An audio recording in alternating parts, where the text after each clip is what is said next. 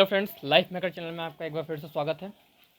हम लोग बात कर रहे थे क्लास 10th इकोनॉमिक्स का चैप्टर नंबर 3 जो है हमारा मनी एंड क्रेडिट।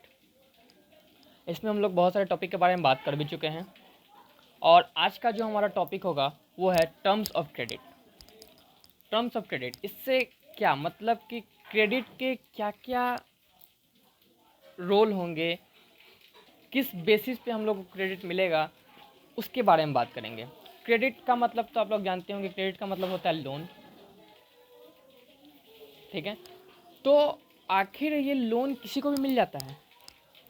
ऐसे ही कोई भी फार्मर या फिर कोई भी बिजनेसमैन जाएगा और बैंक से बोलेगा लोन लो, चाहे किसी मनी लेंडर से बोलेगा लोन दो, वो दे देगा? ठीक है, बस सिंपल प्रोसेस? नहीं, ऐसा नहीं है। लोन जो है एक बहुत अच्छा खासा बड़ा एक प्रोसीजर, एक पेपर वर्क को कवर करता है। ठीक है, ये बात तो हम लोग जानते हैं कि जो भी लोन एग्रीमेंट साइन होता है वो तो लेंडर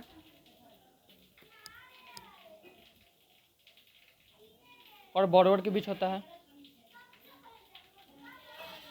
लेंडर वो जो लोन प्रोवाइड करता है, बोरोवर वो जो लोन लेता है। ठीक है, और ये बात हम लोग जानते हैं कि बोरोवर, लेंडर जो है इंटरेस्ट रेट का डिमांड करता है और बोरोवर उसको इंटरेस्ट पे भी करता है।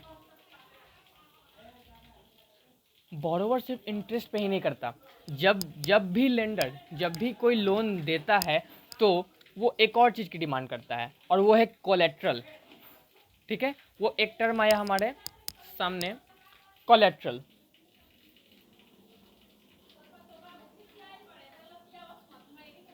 ठीक है, कोलेट्रल, कोलेट्रल है क्या आखिर? तो कोलेट्रल का मतलब होता है सिक्योरिटी। ठीक है, क्या होता है? सिक्योरिटी।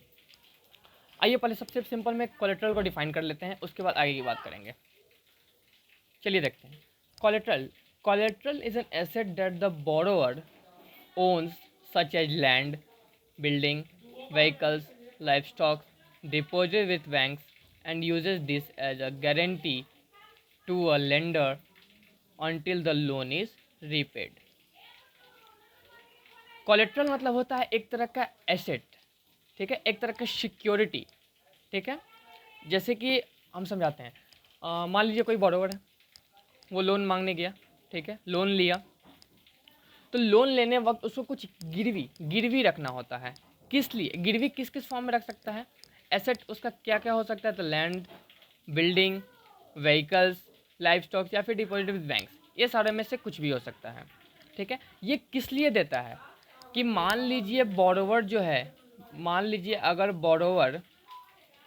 बोरोवर लोन देने में असफल होता है, अगर मान लीजिए ये ना रहता तो बोरोवर लोन लेते और बोलते कि नहीं भाई हम नहीं दे पाएंगे, सॉरी, तो फिर तो लेंडर नुकसान में जाते हैं, हर बार लोन प्रोवाइड करेंगे और उनको कुछ मिलेगा नहीं। इसीलिए एक गारंटी के तौर पे रखा जाता है कि अगर आप लोन नहीं वापस कर पा रहे हैं तो जिस जिस चीज़ को भी आप as a security, as a asset, as a collateral रखेंगे, वो लेंडर उसका मालिक हो जाएगा।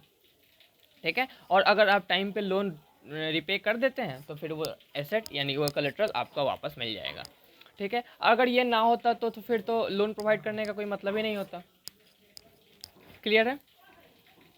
और एक बात, वही मैं बोला जो कि अगर बोरोवर जो है, अगर if borrower fails to repay the loan,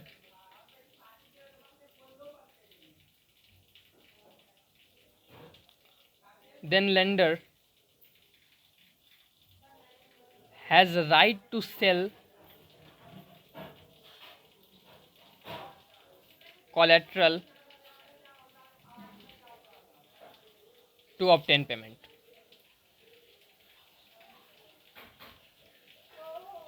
मतलब देखिए, सबसे पहली बात कि बोरोवर को बिना कोलेट्रल के लोन मिलेगा नहीं, लोन प्रोवाइड होगा नहीं।